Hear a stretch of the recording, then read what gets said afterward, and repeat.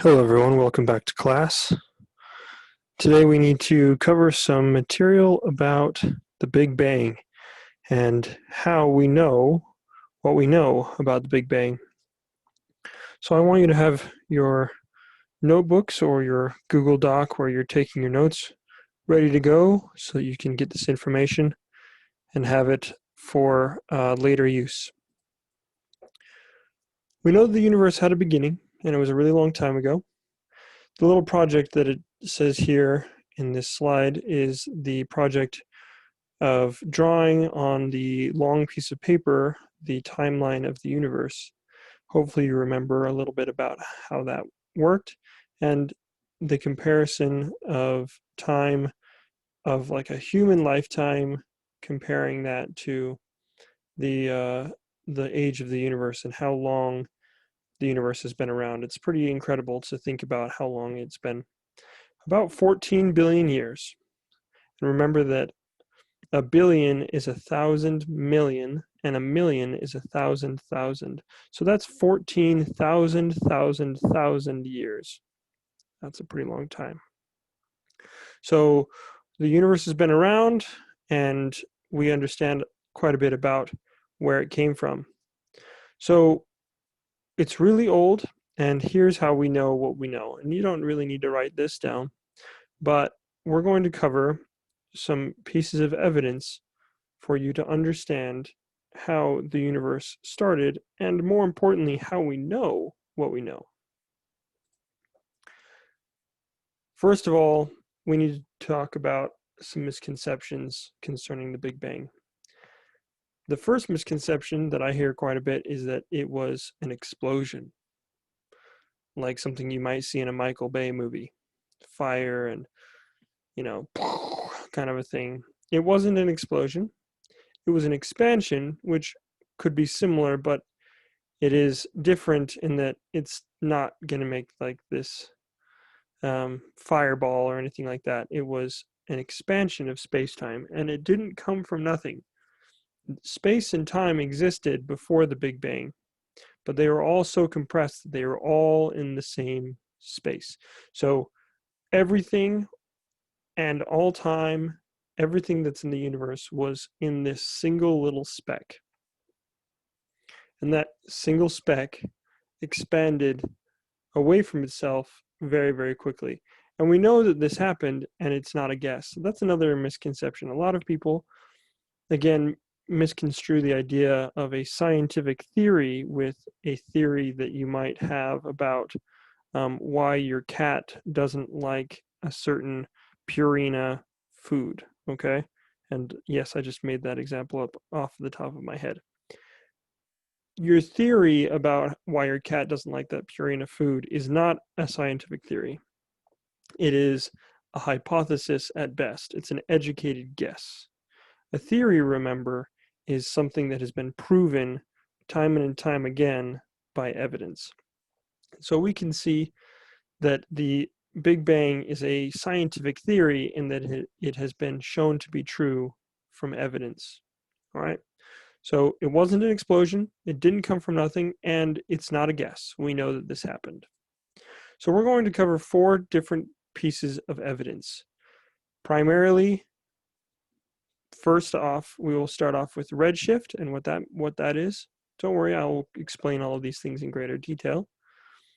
Hubble, and you'll learn about who this person was and why his discoveries were important, and that we see into the past, as well as something called the cosmic microwave background. We will talk about these 4 different pieces of evidence that show that the Big Bang happened, how long ago it happened, and the evidence for it. Okay? So I want you to have that in your notes. Let's move on. So first of all, redshift. Not a lot of information on this slide, except for this image here. You can see that these lines, so there are these dark lines in what otherwise would be a continuous rainbow, have shifted toward the red part. So this right here is a good example, okay? We have these areas right here. We've got kind of a greenish, bluish aquamarine, right? And then if we look down here, those lines have shifted more into the green, and this green more toward the yellow. Okay, and this orange into the red. This is what we call a redshift. And you're probably wondering, well, I don't know what this means, and I don't know how this happens, so how can I apply this to my Big Bang knowledge? Well, let's talk about something that happens every day that you experience that is very similar to this, and that is the Doppler effect. Doppler effect is the way that the waves are affected by relative velocity. Okay? The way that waves are affected by relative velocity. Waves emitted by objects are squashed or stretched as objects travel toward or away from each other. This applies to sound and light. So get that in your notes, but more importantly, I want you to understand what it means. The Doppler effect is the cause for the classic car sound. So here we have observer A and observer B, and we have a car driving from B to A.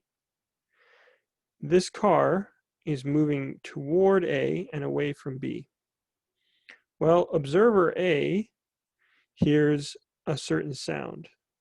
Observer B hears a certain sound. And the car, the person in the car, hears a certain sound. So the person at A, observer A, hears, right? Kind of a high-pitched, annoying sound, because that's what I do. The person at B hears, ma, and the person in the car hears, ma. Okay? Well, A is here, B is here. You can see that the waves are being stretched and squished. So it's squished toward A, stretched toward B. So as this car drives by, everyone make the sound with me. I know none of you are, but I'm going to. Of a car going by on 1, 2, 3, right? So, so the person at A hears the higher pitch, person at B hears the lower pitch, the car hears the true pitch in the middle. That's the Doppler effect. This can apply to light as well. So objects that are moving away from you have their light waves stretched out, and an object moving toward you has their light waves compressed or squished. So we see that the waves of sound are being squished and stretched. Waves of light do the same thing, but instead of a pitch difference, so with sound, it's that characteristic sound of a car going by, right? Or a person with loud music in their car driving by, and all of a sudden Taylor Swift's voice goes from high pitch to low pitch as the person drives by listening to, well, I couldn't even name you a Taylor Swift song, so sorry, I guess. But the higher pitch and the lower pitch, and for light, it's not the pitch that you hear, like with sound. When light waves are squished, they become more blue, and when they are stretched out, they become more red. And that is how redshift works. Distant objects in space are moving away from us, so they've had their light stretched out so much from the Doppler effect that it makes their light shift toward the red part of the visible spectrum. This shows the universe is expanding. So as these objects are moving away from us, their light is stretched out, just like a car driving away from you. But instead of a lower pitch sound, what we see in light is a more red color. This is redshift. I'm going to give you a little bit of time to look at this here and put it down into your notes.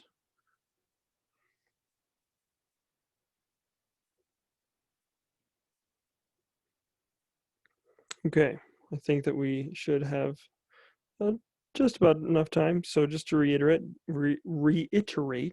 distant objects in space have had their light stretched out so much from the Doppler effect, making their light shift toward the red part of the visible spectrum. This shows the universe is expanding. This is an image here of several galaxies. And if we look very, very far, and you can't really see it on your screen, I'm sure, but there is a little tiny red dot right here. And if we zoom in and enhance, CSI style, zoom in, enhance, we can see this red dot. This galaxy is very far away. And not only is it far away, it is moving away from us very, very fast. The light from this galaxy is probably white, probably maybe a yellowish white, but as it has been traveling away from us very, very fast, the light that we see from it is very red. There is something called the blue shift, which is the opposite of the red shift, where objects traveling toward one another see a light that is more blue. So it is very possible that if you were in a car that was traveling really fast, and when I say really fast, I mean like extremely fast, and you're going toward a red light, you could possibly see if the red light was here in the spectrum, if you're traveling really fast, and again, I'm talking really, really fast, you could see it as a green light. So next time you are in a car that gets pulled over, none of you should be driving that car because none of you have licenses. At least I don't think any of you do. And maybe you've run a red light. Try the excuse on the police officer that the light was blue shifted so much that it looked green to you. Or in this case, I guess you could say it was green shifted. I don't think that would work because I guarantee that if you were driving that fast, not only would you get a speed ticket, you would probably destroy the majority of the population in that area from how fast you're driving. So anyway, blue shift and red shift. But red shift is a source of evidence for us to understand that the universe is expanding away from us. I want you to pause the video, and if you are at home, consider to yourself this piece of evidence. If you are in class, please talk with your neighbor about what redshift is and how it works. Take 2 minutes or 3 minutes, pause the video, and come back. Okay, now that you are back, let's talk about Hubble. Edwin Hubble. You've probably heard of the Hubble Space Telescope, which is a telescope orbiting the Earth. It was named after this dude right here, Edwin Hubble. He used telescopes himself. He was a scientist that discovered that the universe was much, and I mean much, larger than we had originally thought. Before Hubble's time, astronomers were starting to understand that the universe was very big, but their hypothesis was that the universe was about 100,000 light years across. 100,000 light years across.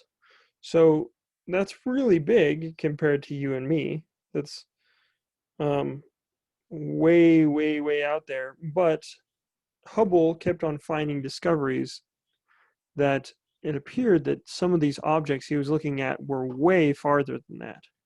So by doing calculations and looking at certain pieces of evidence, Hubble determined that the universe was not 100,000 light years across, but much, much larger than that. Not 200,000, not 300,000 light years, not even 1,000,000 light years, not 1 billion light years, but several billion light years across.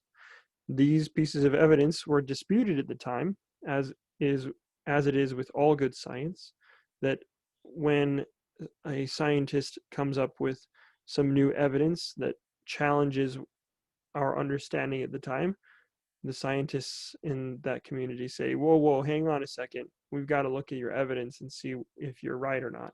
And there was a big debate about, is the universe actually as big as Hubble thinks it is, or is it about 100,000 light years across, like we have thought for a while.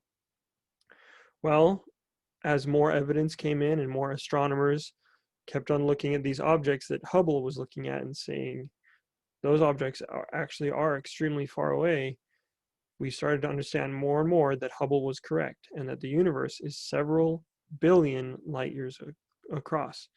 Why is that important? It is important because we have to understand that the universe has been expanding for a long time. So Redshift, our previous piece of evidence, suggests that the universe is expanding because these distant objects are moving away from us, and thus their light is very red in comparison to what it should be. Well, Hubble discovered that because the universe is so large, that would mean that not only is the universe expanding, but it has been expanding for a very long time. So Hubble helps us to understand a little bit of the age of the universe by discovering that it is very large. So that's Edwin Hubble. So when we combine Redshift with Edwin Hubble, we understand that the universe is expanding and that it has been expanding for a long time. Please, once again, pause the video and discuss Edwin Hubble's discovery of the size of the universe for 2 or 3 minutes with your neighbor or with your cat if you're at home, or your little brother, or whoever you have.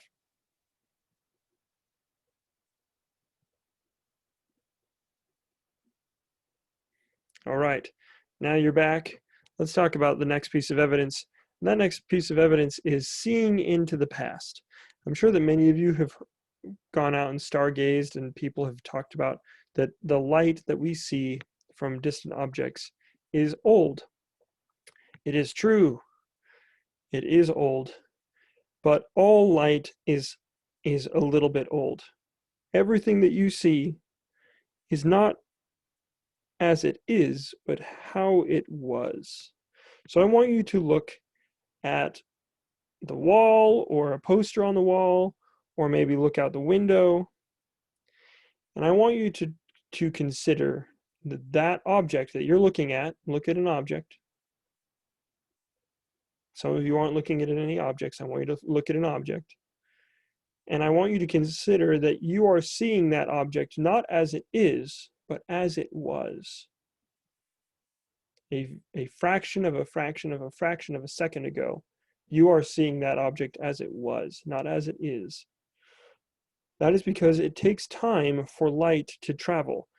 When we're looking around in our everyday experience, maybe you look at a tree or a bird or something, the difference between how it was when the light left that object and how it is when it reaches your eye is so small of a time that doesn't really make that much of a difference. But if we start looking very, very far away, it starts to make a difference. For instance, we do not see any of the planets in our solar system as they are, but as they were a few minutes ago. So if I have my telescope, which I do, and I point it at Jupiter, and I look at Jupiter and look at its moons going around, and you can see the great red spot on Jupiter and some really cool stuff there. I have to take into account that where I see the great red spot is actually not where it is right now. It's where it was about 15 or 16 minutes ago.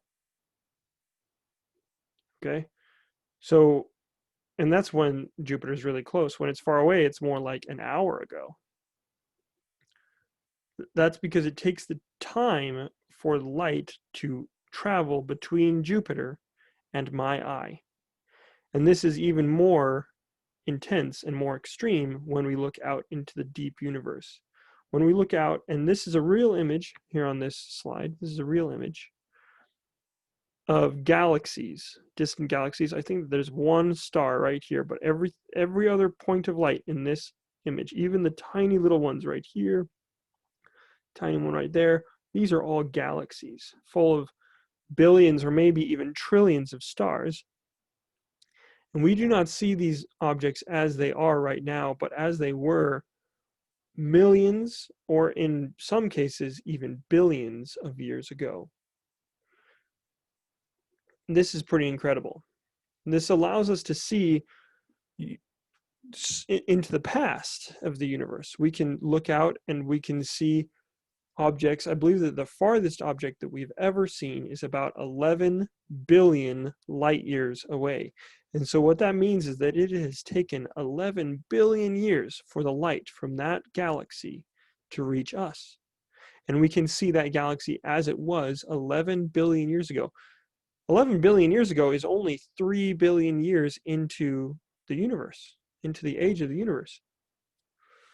So we are seeing some of the first galaxies when we look out into space. And we can see that as we look closer at other galaxies, that those galaxies are more mature. Their stars have started to explode. They look a little bit different. They have taken on different shapes. We can see how these different galaxies have changed over time. Okay, so we can see into the past, literally seeing near the beginning of the universe. So this is evidence point number 3. I want you to pause the video once again, discuss with a neighbor or with a dog, or if you're a reptile person, maybe you have a snake at your house. Talk with a sentient being near you about the evidence of this seeing into the past.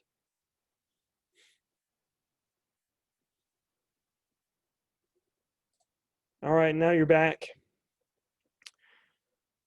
We need to talk about the last piece of evidence, which is the cosmic microwave background. And this is a combination of all 3 of the previous pieces of evidence. And I think that this is the most important one. For us to understand this, we have to understand that redshift happens. We have to understand that the universe is very old and has been expanding for a long time. And we have to understand that the farther out we look, the older the light is. If we understand those 3 points, then you can understand the cosmic microwave background. The cosmic microwave background is the first light in the universe. I just want you to consider that for a second. We can see the first light in the universe.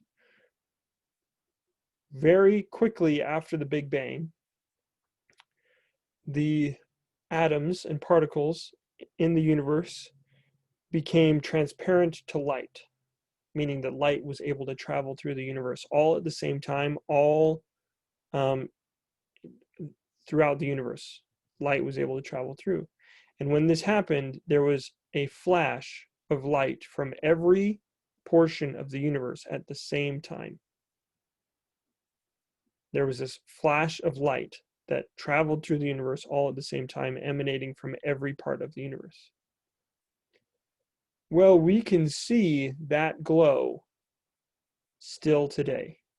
And it is from the beginning of the universe, and it is so far away. It's about 14 billion light years away, the age of the universe. As we look out into the universe, we see this glow, and we can't see it with our eyes because it has been redshifted so drastically. And I'm going to come back to this slide, so don't worry. So the redshift is the shift from high energy waves to lower energy waves as something moves away from you. Well, the cosmic microwave background, the first light of the universe, is moving away from us so fast that it's not even a color that we can see. It's way down here, way off of this picture, in what we call microwave radio radiation. Okay? It's way down here, and we can only detect it using radio telescopes, but we can detect it. And the first guys to discover this were some astronomers, and they were using a radio telescope, and they tuned their radio telescope to microwave radio frequencies. And they were saying, well, let's look out into the universe and see if we can find any microwave radio evidence of different kinds of stars or something like that. And they kept on pointing out everywhere, but no matter where they pointed, there was just static. There was a glow around the entire sky. And they thought, well, something's got to be wrong here. There can't be microwaves coming from everywhere all at once. And so they tried to fix their telescope. And at one point, they even thought that it was the pigeon poop that was accumulating in the cone of the telescope. And they had that cleaned out. And then they said, all right, well, we just can't seem to fix this thing. And they were telling their astronomer pals about this problem. And all the other astronomers were like, well, let's see if we find the same thing with our telescopes. And so they tuned their telescopes to the same microwave frequency, and they looked out, and lo and behold, everyone was finding the same thing, no matter what telescope they used. They looked out and they saw that the whole sky was filled with microwave radiation. It's not a lot. It's not like enough to like cook your cold pizza, but there is some microwave radiation coming from everywhere in the universe all at the same time. The sky is glowing in microwaves, and this is the first light of the universe, the afterglow of the Big Bang. Okay? So if you could see microwaves and you went outside, I'm not talking microwave ovens, if you could see actual microwave radiation and you went outside and you looked up, the entire sky would glow. And that is really the pinnacle of evidence that the Big Bang happened, that it happened a long time ago, and that our understanding of how the Big Bang worked is validated by this evidence. Once again, I will allow you to chat with your neighbor, but the video is going to end here. Chat with your neighbor about this piece of evidence and the other 3 pieces of evidence. You should have in your notes 4 pieces of evidence. Redshift, which is light being stretched out as things move away from us. That shows that the universe is expanding. Okay, so you might want to write down in your notes, redshift shows the universe is expanding. Hubble showed that the universe has been expanding for a long time because the universe is very big. Okay, we see into the past. It takes time for light to travel to us, and we can see the first galaxies in the universe and the cosmic microwave background radiation, which is a combination of the previous 3, that we can see the first light of the universe redshifted into the microwave spectrum. Discuss with your neighbor after this video is done. Thanks, y'all. I will see y'all later.